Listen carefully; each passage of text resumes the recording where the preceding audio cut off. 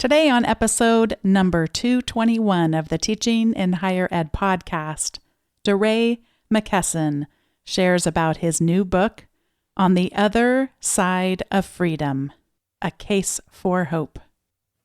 Produced by Innovate Learning, maximizing human potential.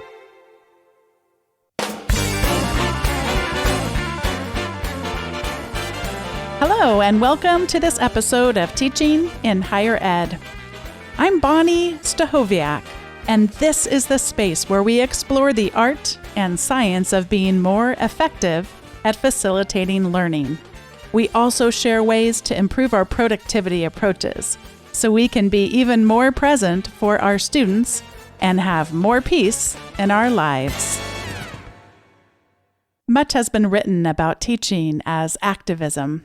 Maybe that word is not quite descriptive of your aim as a teacher, but we do all aspire toward influence, toward change. Our conversations on teaching in higher ed have often been about developing our abilities to offer more culturally responsive and culturally relevant teaching. Today's guest, DeRay Mckesson, has been someone who's grown my ability to understand context, specifically within the lives of many individuals fighting for racial and social justice and equity. I've been listening to DeRay's podcast, Pod Save the People, since its launch in May of 2017. If you've been listening for a while, you've heard me recommend Pod Save the People as a podcast as a whole, and then I cheat a little bit on the recommendations, and then I start recommending specific episodes. It is one of those podcasts that moves to the top of my queue, and I just so look forward to getting to hear from him and his guests and regular contributors, and them to help me take on a new pair of lenses for context that's so relevant to the work that I do as a professor. When I heard that DeRay was coming out with a book, I instantly had the aspiration of having him on the podcast, and I was so gratified when he accepted the invitation, and I knew that today's conversation would become a reality. On the Other Side of Freedom, A Case for Hope is the name of DeRay's book. It's relevant to our teaching in higher ed community for two reasons. As I talked about earlier, the more we can understand the context in which some of our students engage, the better we can be effective in our teaching. When Gardner Campbell was on the podcast, he gave this illusion or analogy of zooming in and zooming out and helping his students do that as well. And DeRay really in his book zooms in and shares these incredibly gripping stories of his own experiences as a Black gay man growing up and becoming engaged in activism during the emergence of the Black Lives Matter movement. And then he so gracefully zooms out to reveal how and this I'm quoting now from the book description, how our best efforts to combat injustice have been stunted by the belief that racism's wounds are history, and he suggests that intellectual purity has curtailed optimistic realism. Also still reading from the book description, the book offers a new framework and language for understanding the nature of oppression. With it, we can begin charting a course to dismantle the obvious and subtle structures that limit freedom. And I highly recommend the book. I, of course, invited him to come on the show before I had read it. And now that I have, I'm just so absolutely thrilled he's with us today. And before I get to my interview with DeRay, I want to share just a little bit more about him. DeRay is a civil rights activist, community organizer, and host of Crooked Media's podcast, Pod Save the People. He started his career as an educator and came to prominence for his role in documenting the Ferguson protests and the movement they birthed, and for publicly advocating for justice and accountability for the victims of police violence and the end of mass incarceration. DeRay has spoken at venues from the White House to the Oxford Union and universities, and has appeared on TV shows across the political spectrum. He was named number 11 on Fortune's World's Greatest Leaders list and Harvard's Black Man of the Year in 2016, among his many other accolades. A leading voice in the Black Lives Matter movement and the co-founder of Campaign Zero, a policy platform to end police violence, DeRay lives in Baltimore, Maryland. DeRay, welcome to Teaching in Higher Ed. It is good to be here. It is such an honor to be talking with you today. I just finished the book last night, and I can't wait to talk to someone about it, and you're the person, which is pretty surreal. I'd like to begin at the end and also end at the end of our conversation, the last chapter of your book, A Letter to an Activist, and you address it to Selah and Isaac and others, and I'm curious who Selah and Isaac are. They are my niece and nephew. And why did they need to hear that letter to an activist? Yeah, the book is, in general, it's me reflecting on the most important stories and experiences I've lived through and thinking about what were the lessons from them and, who better to share them with than, the kids that are closest to me. But the whole book, in so many ways, are here are the lessons I've learned, and I want to share them in a way that hopefully has you thinking differently or deeper. You write that language is often our first act of resistance. And I'd love to hear you talk a little bit about how those who are engaged in the fight should talk about the work. We should talk about the things that are true as simply as possible. So I always say that if I can't explain it to my aunt, then it doesn't make sense, right? And not because my aunt's dumb, not because my aunt doesn't care, but she doesn't spend her whole day in front of a CNN set. She's has 2 kids to raise, she has a job, she's busy. And some of this stuff is so intense the way we talk about it. They're even I don't get it. I'm I think about this stuff all day and I still don't understand it. And so if we can actually figure out how to talk about it in terms that more people can understand, we'll never win. And that people need to be empowered, start to dream about other things and other ways of being. You write so powerfully about the work we must do of unlearning and how it's harder, you say, in some cases than the work of learning. And I'd love to hear you talk a little bit about ways, because it's such a simple question, ways we can unlearn misogyny, homophobia, sexism, and all the rest of it. The hardest part about the unlearning is less, I think, sometimes the cognitive work. It's saying oh, all gay people are bad. You can actually do that relatively easily. It's actually changing the behavior that came along with the belief that's a little bit harder. So it's one thing to not be homophobic anymore. It's another thing to not use that language that you've used your entire life that is actually homophobic, but you're just used to it, right? You're used to participating in conversations where you make fun of guys who did that. There's a part of that became just so normal for you, and that is where the unlearning takes work for people across a host of things. You now say you respect women, but you are used to catcalling people, and you just can't do that anymore. You know what I mean? But you did it for so long, and it's so acceptable in so many parts of our culture that you suddenly feel like you're rebelling against society for not catcalling women. You know what I mean? Mm-hmm. So the unlearning piece is about recognizing the things that we participated in that aren't productive, and then changing our behavior and our beliefs.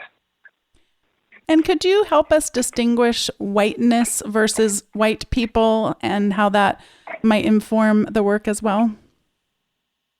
I don't really think about it as verses, but it's just understanding what is the personal and what's the systemic. So we think of white supremacy as this idea that white is better, white is normative, white is more worthy. We think about whiteness as the culture that spawns. So dominant culture, what does that look like? What does it mean that white people have wealth in ways that people of color don't? Not that white people worked harder, but because we gave white people wealth at scale in a way that was deeply racist. But there's a culture that exists now that is what we call whiteness, that is synonymous with dominant culture at this point. And then there are people, so they're white people. And we understand them differently just so we know where the points of entry are and where the points of change are. Is that the way we work to change people is different than the way that we work to change systems, is different than the way that we work to end depression. Describe the problematic nature of the concept of allies and the term that you prefer that people aspire to. Yeah, so both allies and accomplices are productive. They help us move the work. Both sort of understand that there's injustice and we should do something about it. Allies sort of love you from a distance, so they're oh, this is bad. And something should be done about it. Accomplices love you up close. So they are the people who not only understand their personal privilege, but they understand what they need to do to change the system from allowing that privilege to exist in the first place. And that's really the difference. So you see a lot of people who have the language, they talk a good game, and you're well, what are you doing? They're what do you mean I'm talking about it? Well, that's actually the beginning of the work, right? That's not the end of the work. The awareness is the beginning, not the end. Accomplices understand that better. I'd like to go back to the end again. And one of the things you're able to do so wonderfully well is just to recognize the complexity of this work. And yet you don't just say it's complex, so I'll wash my hands of it, but you actually give us some prescriptions. You're bold enough to do that. And one of the things that you share about is proximity's role in answering part of the question, what can I do? Could you talk about proximity? Yeah, you can't fight for people you don't know, and you can't work on issues you don't understand. And there's no better way to know people and to understand issues and to be close to them. So there's no way to do this work without having proximity to the work itself, so that people who are like, I believe in the end of mass incarceration. It's like, well, talk to me about what that means. And they're like, well, I believe in the end of mass incarceration. It's like, that's actually not helpful, right? You got to be close to it in some way. You just got to understand it or know it or have done some research so that you can actually be productive. And the same thing with people. There are people who are like, I fight for kids. It's like, well, do you know any kids? Are you around any kids? It doesn't work when all of this stuff is just abstract, because we don't live in the abstract. So there are people I know who say they fight for public education and have never been in a public school before. It's like, well, how are you doing that fight? That doesn't actually make sense. You got to be close enough to understand the work and the people well. And my last question before we get to the recommendations segment is about curiosity. I loved your use of the phrase curiosity as a weapon, and I've never heard that before. And could you describe a little bit around curiosity's connection to imagination and how we might use it in the fight? Yeah, we just got to ask the questions. The world we live in today is not the best version of the world that's possible. And we'll never get to the other side of freedom if we don't start to imagine and start to be curious and about what could be. So what are other ways that we can configure public education? How could we make sure, there's enough food in the country for everybody to eat? How do we make sure, how do we get it to them?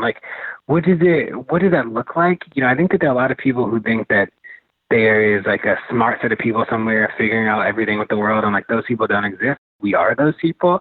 And I want to normalize the fact that we can sit down at the dinner tables and start to have these conversations. That's the way any good organizing has ever started. It's a couple people dreaming a big dream, asking the tough questions that get us to some real action. And what are a few things that you have just had your curiosity piqued about recently? So much. So on one of the podcast episodes, we did this thing. I covered oral health because I read a story about dentists in rural communities, and I just wanted to understand it better. So that was one. I learned a ton about that. I just did something on lead, mostly around flint, but I didn't know things like, lead is sweet. So that's one of the reasons why kids ate lead paint, because it's just sweet. So a ton of things. Foster care. We're about to do something on foster care, the racial wealth gap, a whole host of things. And, the podcast that I have, we podcast to people, it doesn't follow the news so much as it follows these issues. So there are all these issues that I care about, that I feel like I don't know much about, that I want to know more about, that I think people should know about.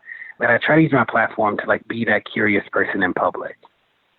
Well, one of the things I've noticed you doing is I listened to both of those episodes you're referring to, and I'll also link to them in the show notes, but you are helping to arm others to become more curious too, because I hadn't really thought before about oral health, and then you interviewed those couple of women, and now I'm just thinking about it all the time and realizing some of the privilege I have in those areas as well. So that was just it's wonderful to think about how not only is curiosity your weapon, but you're passing that and igniting it in others. So thank you so much for that. And it's almost time for the recommendations segment, but before we get there, I wanted to just thank this episode's sponsor, and that is Text Expander. You've heard me talk about Text Expander many times before. It is often the first thing I install on a new computer. It's definitely in the top 3.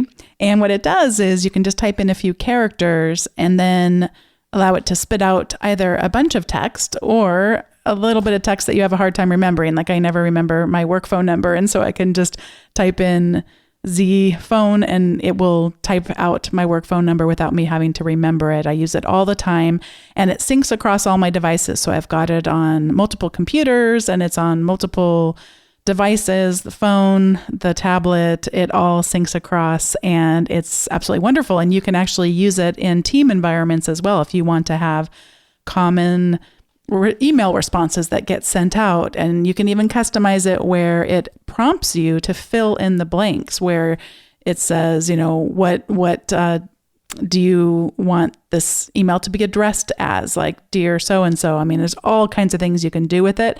It's easy to get started with it, and then you can just learn more about it as you go and keep getting more and more of your time saved and really simplify things. So if you would like to get 20% off your first year of Text Expander, you can visit textexpander.com/podcast.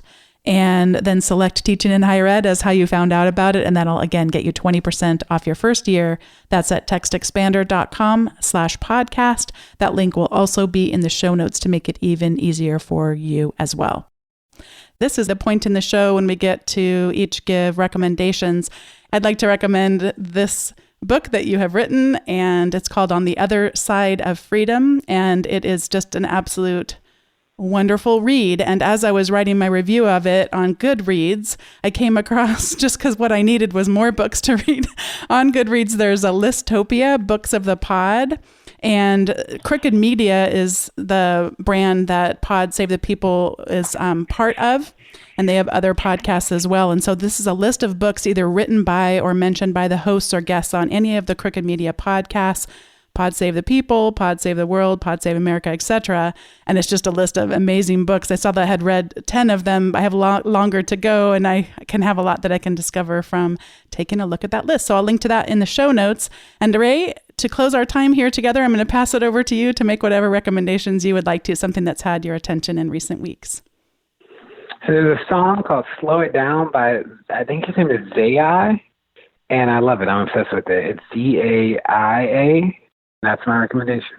Oh, wonderful. Well, we will link to that in the show notes. And DeRay, thank you so much for all of your work, for this incredible book, and just for the opportunity to speak with you today. Thank you. Talk to you later. Talk to you later. What an opportunity it was to get to talk to DeRay Mckesson. Thank you so much for coming on the show. And thanks to all of you for listening. I just took a little break from recording to go listen to that song that DeRay recommended, Slow It Down. Got to go to the show notes at teachinginhighered.com/221 and check it out. It's a great song. It's going to be stuck in my head for at least the rest of the today, if not into the weekend. So thanks, DeRay, for that. And now to put an entirely different song into my head and into yours, the closing theme music, which I know is either loved or hated by many of you, mostly loved, but a few of you. I know, I still think about you. Anyway, thanks for listening. If you have been listening for a while and have yet to give the show a rating or a review on whatever podcast app it is you listen to the show on, that would be a wonderful way of spreading the news about the show. I just discovered that I listen on Overcast. It's an iOS app. It's a great, great app for listening to podcasts. You can just press the star right there on your phone while you're listening to an episode, and it recommends it.